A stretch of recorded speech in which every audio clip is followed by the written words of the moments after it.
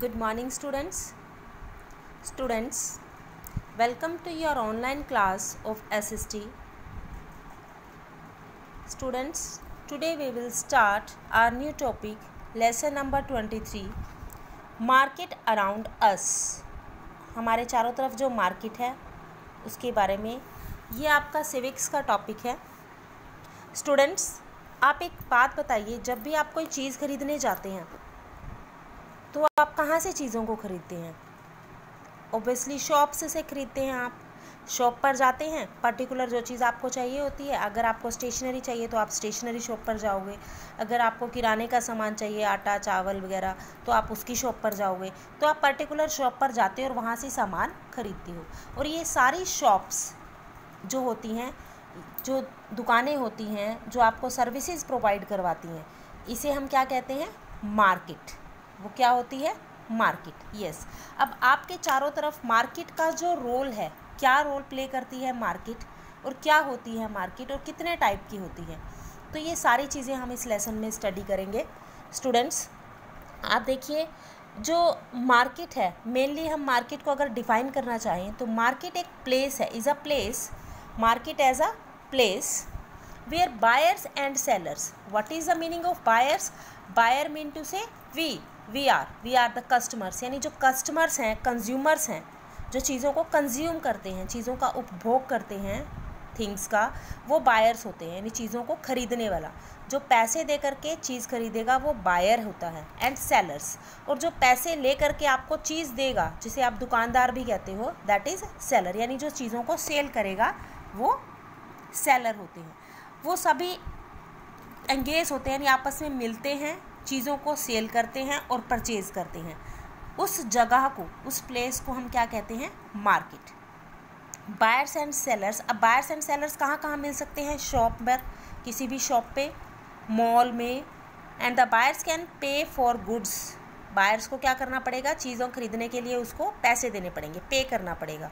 And sellers जो services है through cash और क्रेडिट. अब वो कैश देता है या वो उधार लेता है, वो बायर्स और सेलर्स की आपसी समझ के अकॉर्डिंग होता है कि वो कैसे चीज़ों को लेगा. तो इस चैप्टर में हमने पढ़ना है मार्केट अराउंड अस. सबसे पहले हमने पढ़ा मार्केट क्या है. Market is a place where buyers and sellers, यानी बेचने वाला और खरीदने वाला, बायर्स एंड सेलर्स जो हैं वो engage in an activity of buying and selling. यानी एंगेज हैं, बिजी हैं एक दूसरे को चीज़ें बेचने में और ख़रीदने में. Clear students? Okay, good.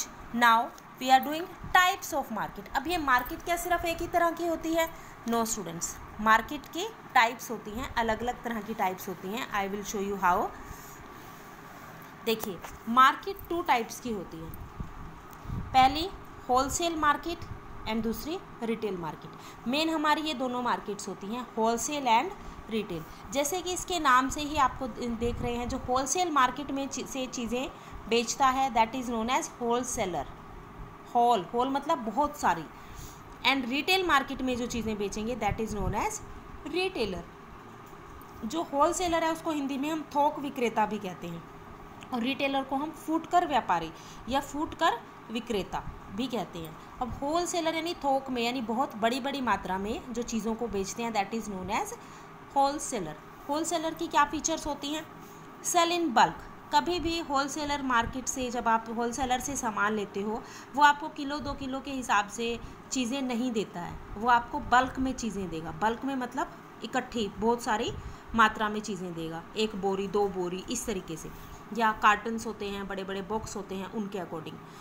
Second thing, जब आप बल्क में चीज़ें खरीदते हो तो ओबियसली होलसेलर को भी बेनिफिट हो जाता है और आपको भी, क्योंकि आपको वो चीज़ें थोड़ी सस्ती पड़ जाती हैं, यानी प्राइसेस लो. इसमें होलसेलर मार्केट में क्या होता है? चीज़ों की जो कीमत होती है वो कम होती है, क्योंकि बल्क में चीज़ें खरीदी और बेची जा रही हैं. उसके अपोजिट जो रिटेल मार्केट होती है, जो फुटकर विक्रेता होता है, उसमें चीज़ें इकट्ठी बहुत बड़ी मात्रा में हम नहीं बेचते हैं. उसमें चीज़ों को स्मॉल क्वांटिटी में, जैसे आप शॉप से सामान लेते हो, किराने से सामान लेते हो, किलो 2 किलो के हिसाब से, उस तरीके से इन स्मॉल क्वांटिटी, यानी थोड़ी मात्रा में जब आप चीज़ लेने जाते हो तो आपको रिटेलर के पास जाना पड़ेगा. लेकिन रिटेलर आपको क्या करेगा? हाई प्राइस में चीज़ देगा. यानी जो प्राइस लो देता है होलसेलर, वो प्राइस रिटेलर हाई देगा. क्यों देगा? आइए देखते हैं कि क्यों जो रिटेलर है वो एक्स्ट्रा चार्जेस आपसे लेता है। अब देखिए स्टूडेंट्स, जो भी चीज़ है, चाहे वो आटा है, चाहे वो आपका शैम्पू है, पाउडर है, कोई भी चीज़ है, पेन है, आपकी कॉपी है, नोटबुक है, व्हाटएवर इज़, कुछ भी है, तो वो चीज़ें कहाँ क्या होती हैं, प्रोड्यूस होती हैं। या तो वो प्रोड्यूस होंगी या फिर मैन्युफैक्चरर होंगी। प्रोड्यूस मतलब जैसे अनाज वगैरह है, वो सारी प्रोड्यूस होती हैं। उन चीज़ों को प्रोड्यूसर क्या करेगा, प्रोड्यूस करेगा, अनाज उगाएगा खेत में। या फिर मैन्युफैक्चरर क्या करेगा, उसको बनाएगा। जैसे पेन है, को नोटबुक्स है, ये सारी बनाई जाएंगी। प्रोड्यूसर और मैन्युफैक्चरर ने उन चीज़ों को बनाया। बनाने के बाद उन्होंने किसको बेचा, होलसेलर को बेचा। सपोज कीजिए, मैं आपको एक एग्जांपल देती हूँ। दिस इज़ पाउडर, ये एक पाउडर का बॉक्स है। आप देखो, इसमें पॉन्ड्स का पाउडर है। आप कोई भी चीज़, हर एक चीज़ को आप देख ऑब्जर्व कर सकते हैं इस चीज़ से। अब ये पाउडर सपोज करो आपको मार्केट में 70 रुपीज़ का, रिटेलर में आप एक बॉक्स खरीदने चाहते हो, आप 70 रुपीज़ में रिटेलर से इसको कितने में खरीदते हो, 70 या 80 रुपीज़ का आपको मिलता है। आपने कितने में ख़रीदा, आप यहाँ पर मैं लिख के बताती हूँ आपको कि आपने रिटेलर से इसको 70 रुपीज़ में ख़रीदा। 70 रुपीज़ में आपने इसको ख़रीदा, गुड। लेकिन रिटेलर ने इसको कहाँ से ख़रीदा, रिटेलर ने इसको होलसेलर से ख़रीदा। होलसेलर से बल्क में ख़रीदा, बड़े बड़े मात्राओं में ख़रीदा। तो होलसेलर से रिटेलर ने किससे ख़रीदा, होलसेलर से इसको बाय किया था, बाय यानी यहाँ से ख़रीदा ताकि वो आपको बेच सके। अब अगर ये आपको यानी कि एक बायर को 70 रुपीज़ में मिल रहा है, 70 रुपीज़ में आपको ये चीज़ मिल रही है, तो रिटेलर ने ये चीज़ बाय की होगी, सपोज़ कीजिए आप 60 रुपीज़ में, रुपीज़ 60 में बाय की होगी, तब आपको उसने किस में दी है, 70 रुपीज़ में। अब ये 10 रुपये कहाँ गए, रुपीज़ 70 माइनस रुपीज़ 60, तो ये रुपीज़ जो 10 है वो क्या सारा का सारा मार्जिन रिटेलर का है। अब देखिए, रिटेलर जब चीज़ें खरीदेगा तो रिटेलर को कुछ एक्स्ट्रा एक्सपेंसेस करने पड़ते हैं। कौन कौन से होते हैं, कुछ एक्स्ट्रा एक्सपेंसेस। अब वो चीज़ें देखिए कंधे पर उठाकर तो लाएगा नहीं, कार्टन्स लाने हैं उसने बड़े बड़े और बहुत सारी चीज़ें लेकर के आनी है, तो वो ट्रक में लेकर के आएगा या फिर वो कोई व्हीकल ट्रांसपोर्ट के चार्जेस जो होंगे वो पे करेगा ट्रांसपोर्ट के लिए। तो जो पहला एक्सपेंस वो करेगा, क्या करेगा, ट्रांसपोर्ट का खर्चा उसका हो गया। नेक्स्ट, फिर वो जहाँ लाएगा और उसको रखेगा, कहाँ पर रखेगा, गोडाउन, प्लस गोडाउन में उसने सामान रखा, गोडाउन में रखेगा तो वो अपनी शॉप का और गोडाउन का रेंट भी कर निकालेगा, रेंट। क्लियर स्टूडेंट्स, रेंट के बाद वो क्या निकालेगा, उसमें रेंट के बाद वो क्या करेगा, रेंट के बाद उसमें क्या चार्जेस आएंगे सारे, उसकी मेंटेनेंस का खर्चा, उस कहीं वो चीज़ें ख़राब ना हो जाएं हवा पानी से या किसी और चीज़ से, तो वो सारा खर्चा कौन सा होगा, मेंटेनेंस का खर्चा। यानी इससे भी ज़्यादा खर्चे होते हैं, ये जस्ट मैंने थोड़े से आपको बताए हैं कि इस तरीके से ये सारे खर्चे, सपोज़ अगर हम करें 1 रुपीज़ उसने हर एक चीज़ पर खर्च किया, तो ये कितने रुपीज़ हो गए, 4 रुपये। तो 60 जो रुपीज़ 10 का उसका प्रॉफिट था रिटेलर का, उसमें से रुपीज़ 4 उसके एक्सपेंस हो गए, यानी ये प्रॉफिट और ये एक्सपेंस, उसके एक्सपेंसेस हो गए, तो ये बने उसके पास रुपीज़ 6। तो एक्चुअल में रिटेलर का प्रॉफिट कितना हुआ, रुपीज़ 6 नेट प्रॉफिट, उसका प्रॉफिट कितना है, रुपीज़ 6 का। Clear students. अब देखिए, होलसेलर ने भी ये चीज़ें किससे खरीदी हैं, होलसेलर ने किससे बाय की हैं, प्रोड्यूसर और मैन्युफैक्चरर से। किससे बाय की, प्रोड्यूसर और मैन्युफैक्चरर से। और उसी तरह से होलसेलर ने भी ये चीज़ें कितने में बाय की थी, रुपीज़ 50 में। अब 50 टू 60 में उसने बेची, यानी 10 रुपीज़ का प्रॉफिट यहाँ पर किसका है, होलसेलर का। और होलसेलर ने भी ये सारे खर्चे अपने ऐड ऑन करके निकाल के उसके बाद चीज़ें रिटेलर को बेची। इसलिए जो रिटेलर के तक यानी कस्टमर तक, बायर्स तक चीज़ की पैसे जाते जाते प्रोड्यूसर ने वो चीज़ कितने में बनाई थी, यानी कि इस चीज़ को देखो, लेबलिंग, पैकेजिंग, ये प्लास्टिक का बॉक्स बनाना, कलर देना, डिज़ाइनिंग देना, ये सारी लेबलिंग करना, ब्रांड का जो भी हैं, ये नीचे प्रिंटिंग करना, ये सारे जो खर्चे होते हैं, लेबलिंग, पैकेजिंग के सब खर्चे ऐड ऑन करके ही दिए होंगे, यानी इसमें जो इंग्रेडिएंट है उन सब का खर्चा।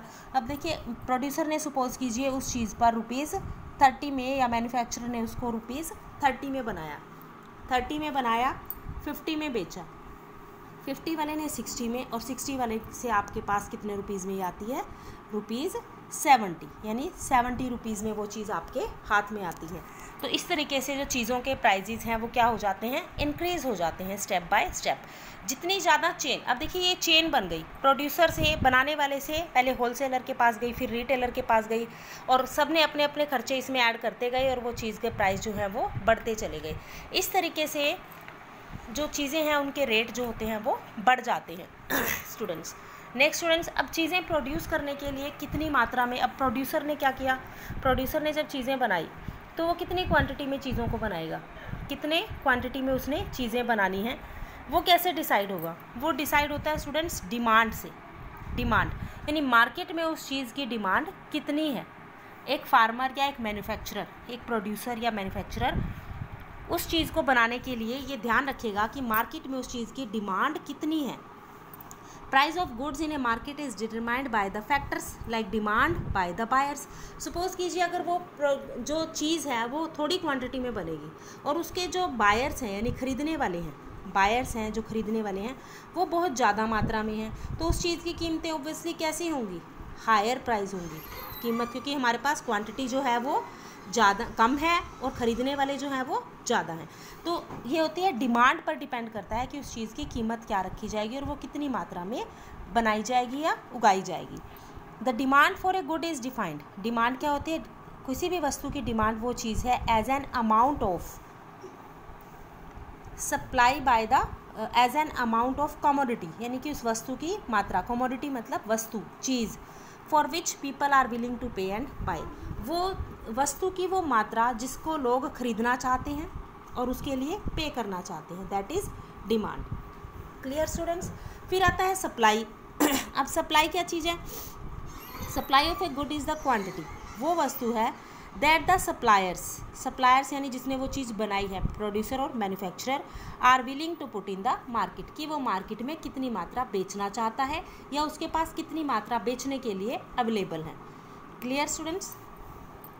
इसी तरीके से चीज़ों के प्राइसेस जो हैं वो डिसाइड होते हैं। नेक्स्ट स्टूडेंट्स,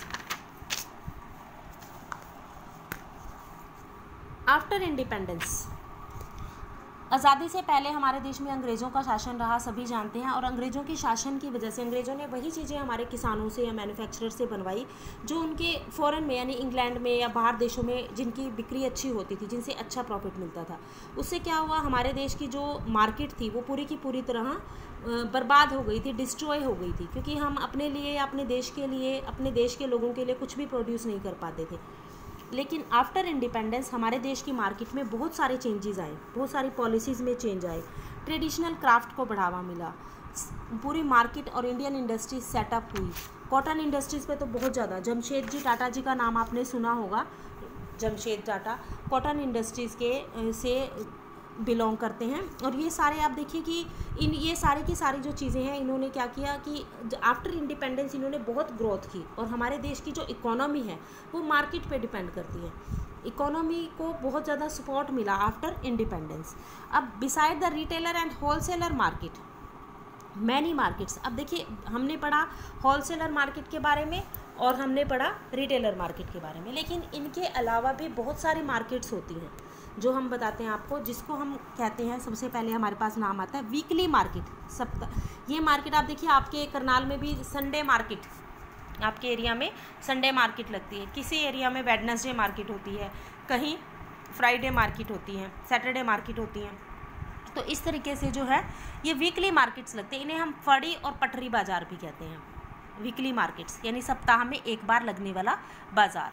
शॉपकीपर्स इन दुकानों को रोड के चारों तरफ, रोड के जो है साइडों में, वहाँ पर अपनी दुकानें इस्टेब्लिश करते हैं, एक छोटा सा एरिया ढूंढ लेते हैं, उसको साफ़ सफाई करते हैं और वहाँ पर छोटा मोटा टेंट लगा करके या बिना किसी खर्चे के वहाँ पर अपना सामान सजा लेते हैं।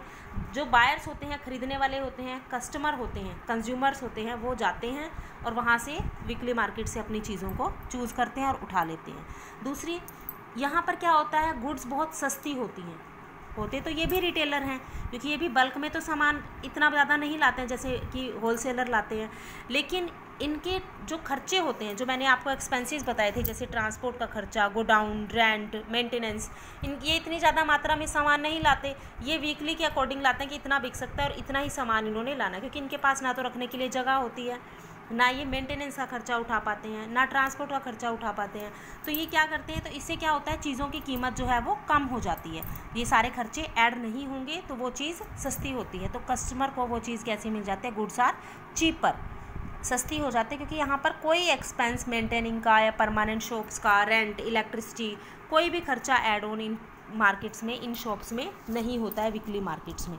इसलिए वीकली मार्केट्स में चीज़ें जो हैं वो सस्ती मिलती हैं। दूसरा, यहाँ बार्गेनिंग हो जाती है। आप किसी मॉल में जाते हो, आप सुविधापुर जाते हो या शान मॉल में जाते हो, किसी भी बड़े मॉल में जाते हो आप, या आप किसी बाहर किसी कंट्री दूसरे सिटी में जाते हो, आप देखिए कि वहाँ पर क्या होता है, आप बार्गेनिंग नहीं कर सकते। चीज़ों के प्राइस फिक्स होते हैं। अगर कोई चीज़ 1000 की है तो वो 1000 की ही है। लेकिन बड़ी बाज़ार में या वीकली मार्केट में जब आप जाते हो तो वहाँ पर आप चीज़ों के प्राइसेस को बार्गेनिंग कर सकते हो। बार्गेनिंग मिनटू से समझौता करना, कि एक दूसरे से बातचीत करके प्राइसेस को कम करवाना। Next, market keep changing all the time. अब मार्केट भी हमेशा एक जैसे नहीं रहते हैं, मार्केट हमेशा चेंज होते रहते हैं। Wholesaler market is giving way to retail giants like the Reliance Fresh. अब जैसे बिग बाज़ार है, शॉपकीपर स्टॉप है, विशाल मेगा मार्ट है, ये सारी चीज़ें, ये क्या होते हैं, स्टोर्स होते हैं। ये स्टोर्स हर शहर में आपको मिलेंगे। बिग बाज़ार आप देखिए हर शहर में मिलेगा। विशाल मेगा मार्ट ये चेन स्टोर्स है, चेन ऑफ स्टोर्स है, जो कि अपनी चीज़ों को बेचने के लिए कंज्यूमर को रीजनेबल प्राइजेस पर कंफर्टेबल एटमॉस्फेयर प्रोवाइड करवाते हैं, ताकि लोग वहाँ से वस्तुओं को खरीदें। नेक्स्ट टॉपिक है हमारा मार्केट एंड डेमोक्रेसी। अब मार्केट किस तरीके से डेमोक्रेसी को हेल्प करती है और डेमोक्रेसी किस तरीके से मार्केट को सपोर्ट करता है। देखिए students, as you know there are different types of market. अब देखोगे मार्केट तो बहुत सारे तरह की है, होलसेल मार्केट है, रिटेल मार्केट है, आप देखिए फड़ी बाज़ार है, आपका पटरी बाज़ार है, ये सारे वीकली मार्केट्स हैं। जैसे रिटेल स्टोर्स हैं, मॉल्स हैं, wholesale shops, weekly markets, they are owned by different people. और इन सब का कोई ये तो नहीं ना एक ही व्यक्ति इन सबको चला रहा है, हर एक व्यक्ति की अलग शॉप होती है, हर एक चीज़ की अलग शॉप होती है, अलग अलग लोग इनको चलाते हैं। एक तरफ तो देखा जाए we have the shopkeeper who set up his shop in different areas on specific days of the week. यानी वीकली मार्केट में अलग अलग जगह पर अपनी दुकानें लगाना। ही स्टोर्स इज, और एक व्यक्ति तो वो है जो वीकली मार्केट में चीज़ों को बेच रहा है, क्लियर। और एक व्यक्ति वो है, एक पर्सन वो है, बाय सेलर वो है जो मॉल में बैठ के अपनी चीज़ बेच रहा है। तो कौन सी चीज़ स्टूडेंट सस्ती होगी? मॉल वाला तो अपना सारे खर्चे लगाएगा, एसी का खर्चा, इलेक्ट्रिसिटी का खर्चा, ये सारे खर्चे, वहाँ जो आपको सर्विसेज प्रोवाइड करवाते हैं, एम्प्लॉयज़ होते हैं, उनके जो एजेंट्स होते हैं, ये सारे जो उनके सर्वेंट्स होते हैं, आपकी फैसिलिटीज़ के लिए रखे जाते हैं, वो सारे, उन सब की सैलरी का खर्चा, वो सारी चीज़ें ऐड ऑन होती हैं। तो बेसिकली जो मॉल्स वगैरह हैं वहाँ पर क्या होता है, वहाँ ज़्यादा पैसे में आपको कॉस्टली चीज़ें मिलती हैं। और दूसरी तरफ जब आप वीकली मार्केट से चीज़ें लेते हो तो वो आपको सस्ती चीज़ें मिलती हैं।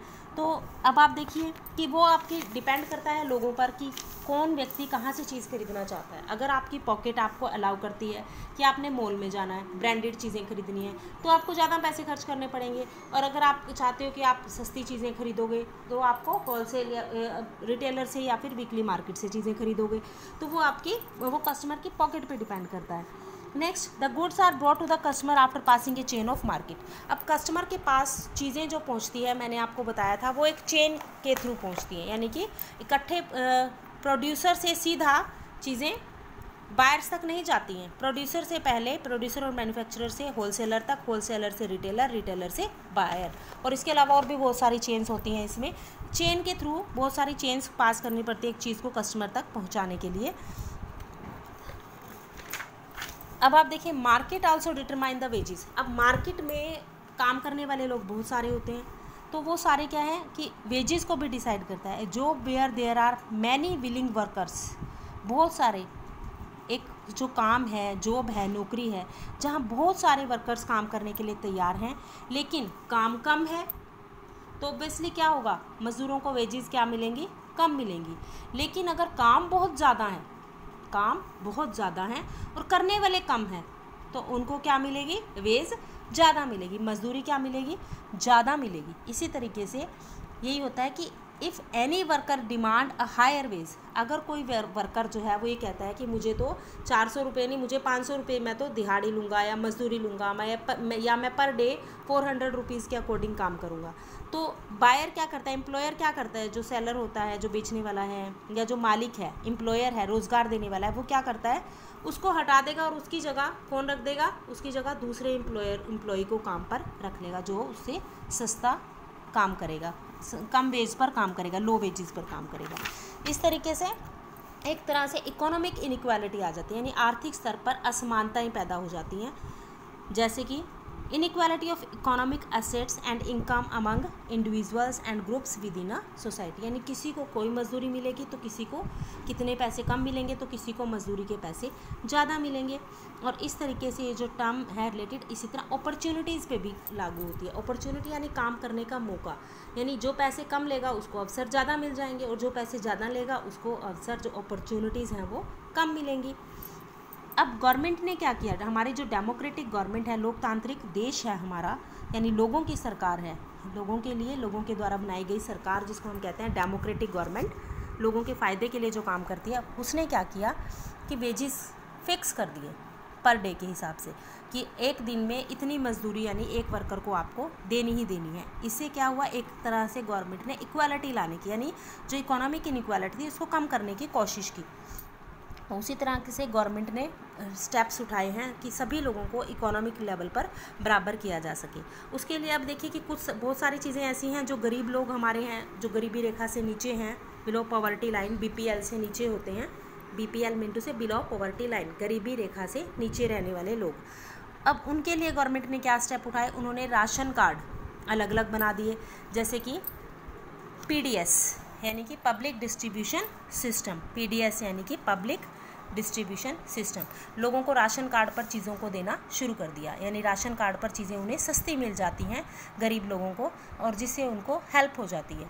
उसी तरीके से गवर्नमेंट ने क्या किया कि जो किसान होते हैं हमारे, किसानों की देखिए, अब बारिश आ जाए सारी फसल ख़राब हो जाती है, या फिर मंडी में कोई आड़ती है जो उनकी फसलें उठाएगा, कनक या गेहूँ या चावल बोते हैं किसान, मंडी में बेचते हैं। अब मंडी में उनकी कोई चीज़ ना खरीदे या कितने पैसे में खरीदेगा, तो वो आड़ती जो खरीदते हैं उनके लिए भी गवर्नमेंट ने क्या किया, फिक्स कर दिए कि चावल है वो इतने रुपए क्विंटल के हिसाब से, जो गेहूं है वो इतने रुपए क्विंटल के हिसाब से, या दूसरी फसलें हैं उन सब के प्राइसेस क्या कर दिए, फिक्स कर दिए कि उतने प्राइस से कम पर कोई अपनी वस्तु नहीं बेचेगा और ना ही खरीदेगा।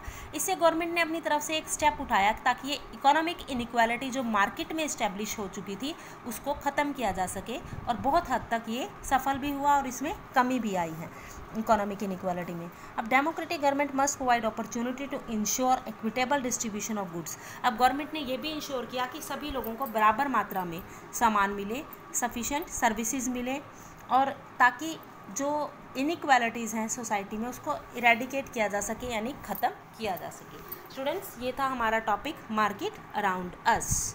Thank you, have a nice day.